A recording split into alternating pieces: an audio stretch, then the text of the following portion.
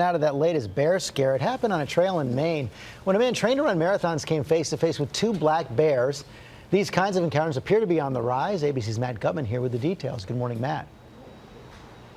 Hey, good morning, Georgia. We have seen a spike in bear encounters from Maine that you mentioned all the way to Alaska and California, where this perfectly good luxury car got thrashed by a bear. Now, most often experts will say do not run from a bear. This marathon runner in Maine didn't get the memo. He can run 26 miles in a little over 2 hours. But nothing could prepare marathon winner Muninda Marube for the race of his life against two black bears. Marube was 6 miles into his morning training run in Maine when the bears emerged out of the woods. He panicked, doing what runners do, and sprinted towards an empty house nearby, but the bears gave chase. Within seconds, they were right on his heels. I was not going to fight them. Marube ran up to the porch, slipped inside the screened area, and waited until they lost interest. They started sniffing the door. Nothing but a screen between him and 8 bear claws.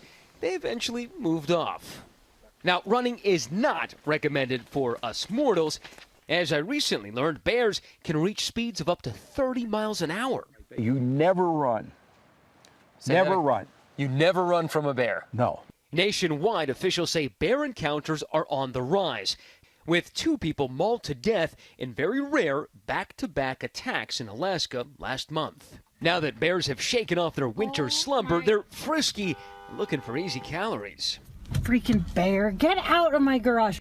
Shamelessly invading homes, foraging garages, and raiding garbage cans.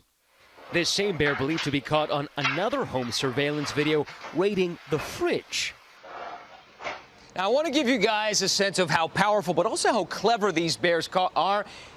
This car belonged to my boss, our bureau chief here. He was in upstate California when a bear helped himself into the car, opening the doors, getting into the car, and then exploding it. Check this out, completely ripping out the paneling.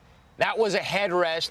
But one of the scariest things is what it did to the steering wheel. This is hard plastic. It ripped right through it, and perhaps adding insult to injury, the bear did in the car what it normally does in the woods, guys.